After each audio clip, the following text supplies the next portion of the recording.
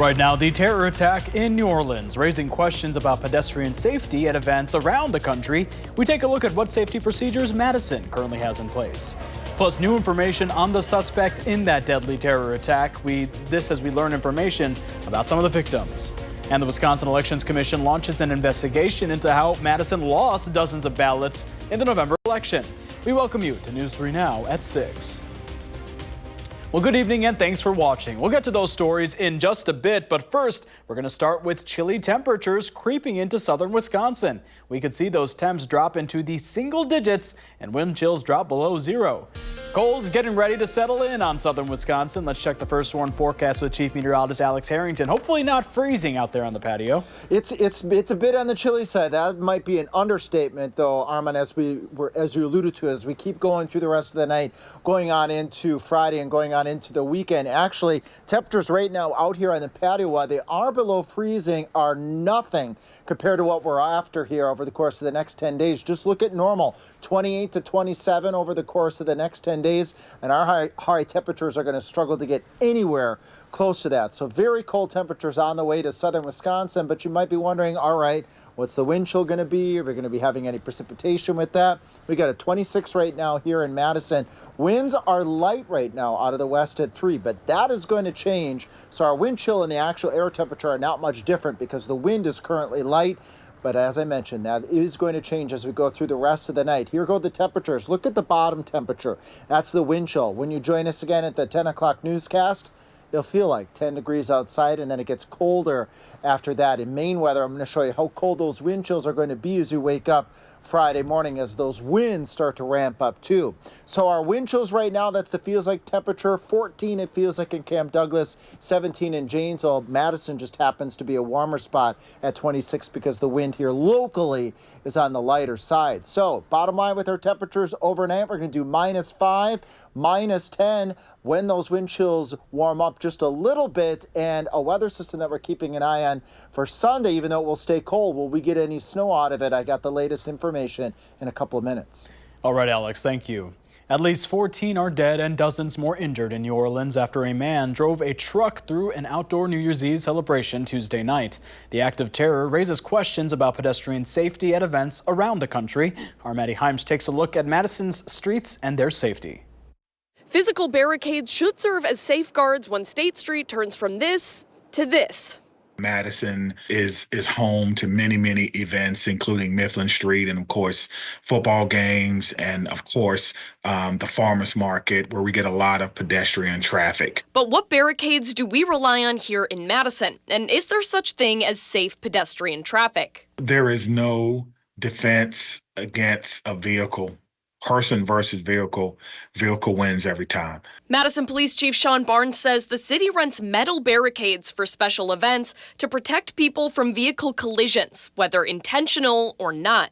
State Street, for example, people go down it by accident. And in a statement to News 3, UWPD's Mark Levicott says during Badger football games, campus police use a combination of specialized barricades and squad cars to block off city streets. But when an attack like the one on Bourbon Street makes headlines, departments nationwide reevaluate. Really made me think a lot about what needs to be done. And so do pedestrians themselves.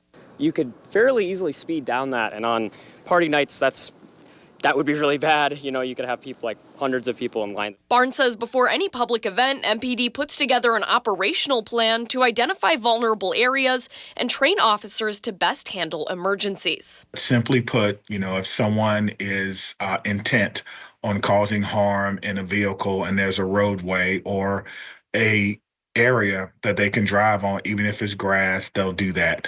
And so what we try to do is make it as inconvenient as possible and give us enough time to recognize that this person has ill intent, and then we can respond as quickly as possible. Reporting on State Street, I'm Maddie Himes, News 3 Now. And Matt Trammell, the executive director of Madison's Central Business Improvement District, tells News 3 Now that to prepare for large events, they close streets and reroute buses, train staff in crowd management, and attend the city's community event safety conference. And we're learning more about the man the FBI says is responsible for the New Year's Day terror attack in New Orleans. Investigators say the driver acted alone. Investigators call the actions of Shamsud Din Jabbar an act of terror, saying the U.S. citizen and Army veteran proclaimed his support for ISIS in several videos he posted shortly before the attack. The FBI searched Jabbar's house in Houston today. A neighbor of Jabbar told reporters that he saw him load a white truck in front of his Houston home with, quote, light stuff on Tuesday morning. In the first video, Jabbar explains he originally planned to harm his family and friends, but was concerned the news headlines would not focus on the, quote, war between the believers and the disbelievers, end quote. The FBI said agents also found two improvised explosive devices that Jabbar had placed in coolers near the scene. Both were, quote, rendered safe when they were found. And right now, people from all over are sending messages of hope after the attack, including the Milwaukee Dancing Grannies. It's a group who experienced a similar incident during the Waukesha Christmas Parade tragedy. 6 people were killed in that attack, including 3 members of the performance group. I'm tired of posting the "I'm so sorry, our hearts are with you" on our granny main page, because we know what this is like. Following the parade tragedy, the renowned 610 Stompers of New Orleans formed a connection with the Dancing Grannies. The Grannies performed at Mardi Gras in New Orleans in February of 2023 at the invitation of the 610 Stompers. Beloit police are releasing the name of the man who died after a shooting last week. 32-year-old Gregory Ashford of Beloit died after the December 26th shooting on Oak Street. The shooting is being investigated as a homicide, and all leads and evidence are being reviewed. A woman also suffered non-life-threatening injuries in the shooting. She is expected to make a full recovery. Anyone with information on the incident is asked to call Beloit Area Crime Stoppers. And we have a new photo of the person of interest in the deaths of 3 people at a home in New Lisbon. Take a look at your screen. Juneau County Sheriff's Office shared this photo with us today of Virgil Thu. The Sheriff's Office says it's from a New Lisbon Dollar General on Sunday. Thu is about 150 pounds, 5'10", and considered armed and dangerous. If you see him, do not approach. Call 911. A child is dead after an accident involving a bus in Silver Spring Intermediate School in Sussex. The Waukesha County Sheriff's Department says it's investigating the incident and that the bus driver is cooperating. Sheriff's officials say there's no active threat to the school or surrounding area. According to an email sent to families in the Hamilton School District, the child was a 4K student who was transferring to a shuttle bus. The cause of the incident is still under investigation. Again, that bus driver is fully cooperating. And in a letter to families, the school district superintendent says he's not sharing further information on the tragedy out of respect for the family. His statement reads in part, quote, "We understand tragedy is sure to raise many emotions, concerns, and questions for our entire school community, especially our students. Our student services team immediately began working with students and staff at several buildings this morning and will continue to provide support during this difficult time." Madison police say a man is dead after being found unresponsive while in their custody. He died on Tuesday. Investigators say the man was a suspect in a vehicle theft at the Best Western Hotel on Anamark Drive. Madison police took him into custody after chasing him on foot. The 32-year-old was evaluated by EMS at the scene, but was found unresponsive after arriving at the Dane County Jail. He was taken to a local hospital, but did not survive. And a reunion between a father and son turns into a nightmare after a drunk driving incident. After 25 years apart, Jorge Martinez flew into Chicago from Mexico to reconnect with his dad, Alberto. However, Alberto didn't show up to the train station to pick up Jorge. Instead, he was in the hospital with multiple broken bones and a brain bleed and damage to his heart. Police say a drunk driver hit him on Saturday while he was in downtown Waukesha and left him in the street. Jorge says his dad worked tirelessly at Lake House Cafe in Oconomowoc to send money to his family in Mexico. Now he's spending his time at his dad's hospital bed. My dad is my hero. You know, he came all this time ago here and worked hard for us to give us everything. You know, he helps all the family there in Mexico. And, you know, in one word, he's my hero. On Monday, the woman accused of hitting Alberto faced a judge. Tara Felton is charged with hit and run and intoxicated use of a vehicle, her 3rd OWI. Well, coming up on News 3 Now at 6, the chair of Wisconsin's Democratic Party gets a big endorsement to lead the national party. Plus, the Wisconsin Elections Commission launches an investigation into how Madison lost dozens of ballots in the November election.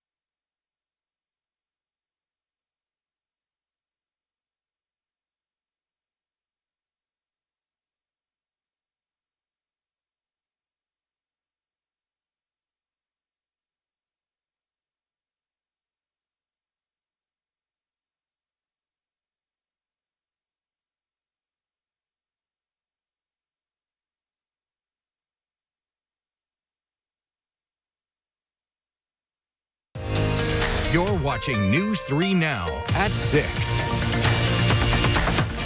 The leader of the Senate Democrats is backing the chair of Wisconsin's Democratic Party to lead the national party. Senator Chuck Schumer has endorsed Ben Wickler to be the next chair of the Democratic National Committee, replacing the outgoing chair, Jamie Harrison. Schumer cited Wickler's strong electoral and fundraising record, most recently his work in helping re-elect Senator Tammy Baldwin. A statement from Schumer reads in part, quote, "Democrats should view this moment as a challenge. We must listen to the American people, learn from the results, and move forward stronger. That's why I am enthusiastically supporting Ben Wickler to be the next chair of the Democratic National Committee. The party will pick their next chair on February 1st. Before that can happen, though, the 119th Congress will be sworn in, and that includes Democratic Senator Baldwin. After her swearing in, Baldwin will highlight what her priorities for the upcoming term in a press conference. This video is from 2019 when she was last sworn in. You can watch coverage of that right here on News 3 Now. The city of Madison coming under scrutiny after city officials found close to 200 ballots that weren't counted during the November's election. Political reporter Will Keneally shows us. Yeah, just today, the Wisconsin Elections Commission voted unanimously to launch an investigation.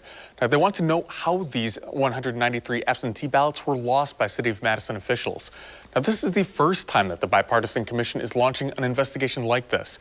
Now, commissioners said today during a special meeting of the WEC that they are concerned about some of the transparency coming from Madison. I suppose my biggest concern here is why it took a month and a half for this to come out. And that's very, very disturbing. That sort of transparency is just sort of missing here.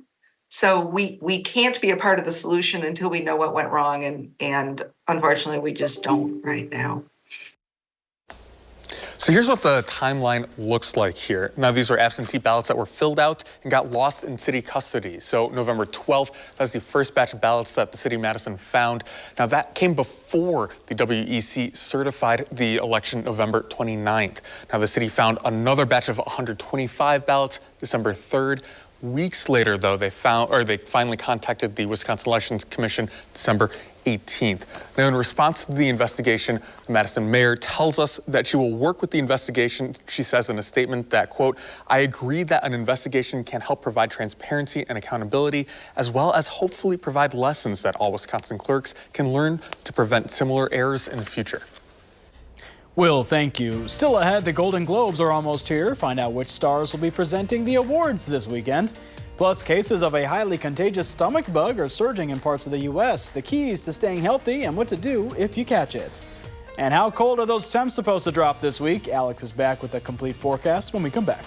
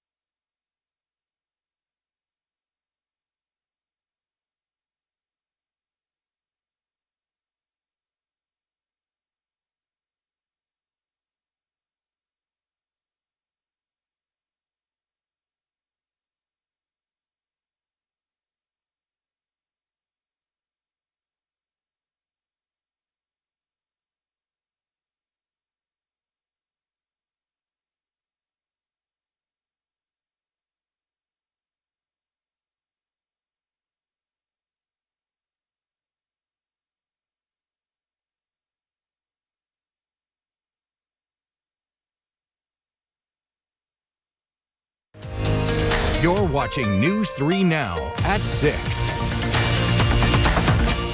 Welcome back. Cases of the stomach bug neurovirus are on the rise in parts of the U.S. Recent data from the U.S. Centers for Disease Control and Prevention shows there were 91 outbreaks within the week of December 5th, up from 69 the last week of November. Symptoms can include vomiting and diarrhea, nausea and stomach pain, body aches, headache, and fever. The illness is highly contagious and not easily treatable.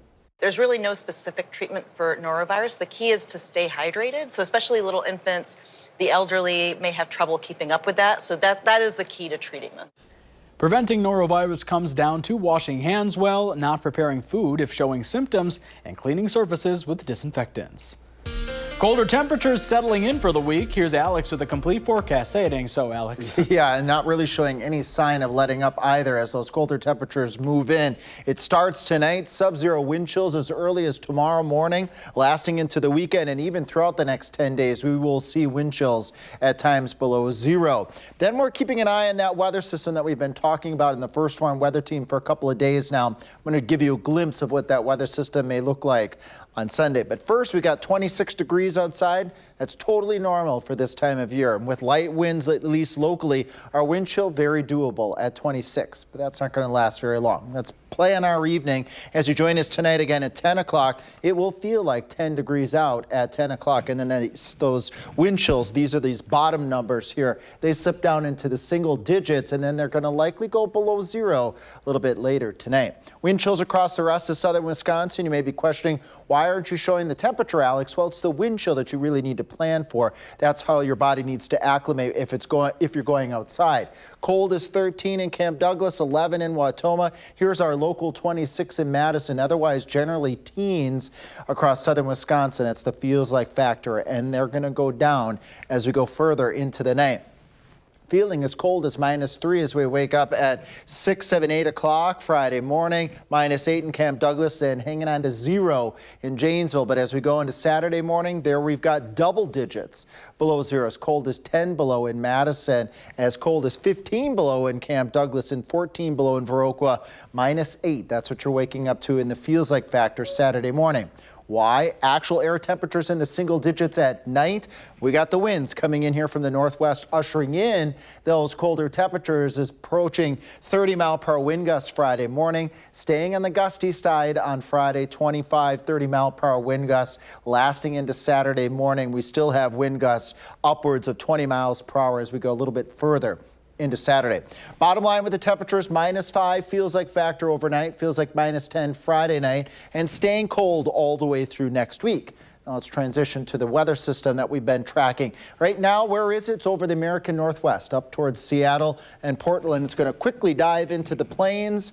Will it make it to southern Wisconsin? It still looks like it's going to likely stay to the south, but clouds will be on the increase as we go into Sunday. Watch here over the south. I'm actually going to move over to the other side of the screen here because watch the snow. Try to make it into southern Wisconsin. It just clips the very, very far southern part of the state. Monroe over to Janesville towards Milwaukee. Maybe a little lake effect as winds come in out of the north-northeast as we go into Monday morning.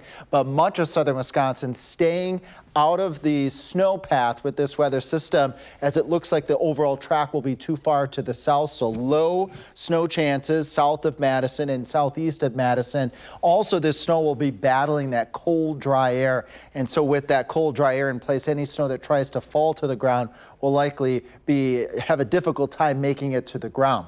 After we get past this weather system, it's just cold and dry. If you are a snow lover, this is not the forecast for you. And unfortunately, you may be thinking drought. We have some abnormally dry conditions over portions of southern Wisconsin, but much of the Midwest could really use some snow, and it's not in the forecast.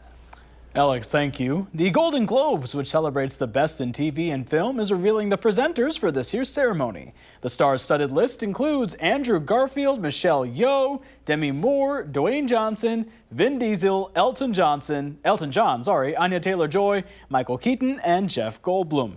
Comedian Nikki Glaser is the host. Ted Danson will receive the Carol Burnett Award, and Viola Davis will receive the Cecil B. DeMille Award. The 82nd Annual Golden Globes takes place Sunday. You'll be able to watch it right here on Channel 3000. And coming up in sports, there's a top 2 showdown on the ice. But the Badgers say they're not looking ahead to Saturday's game at Wrigley. That's next on News 3 Now.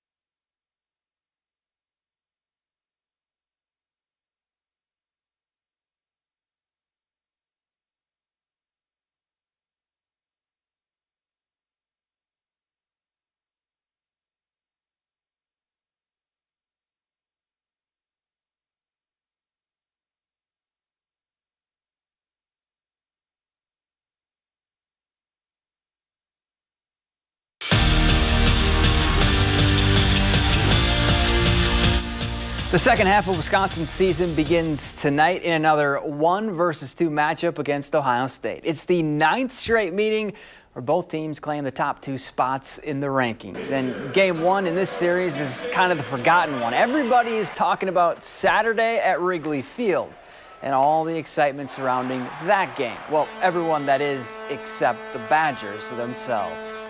It's going to be an incredible series, as usual, with us, these two teams. Oh, they're a great team, we're a great team.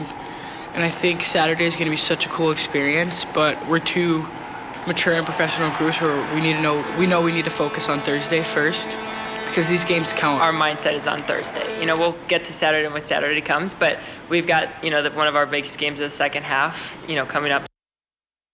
Speaking of the women's hockey team, come on out to Pooley's Sports Bar in Madison on Monday, January 6th for a live taping of the next episode of Wisconsin Huddle with Layla Edwards. The taping starts at 7.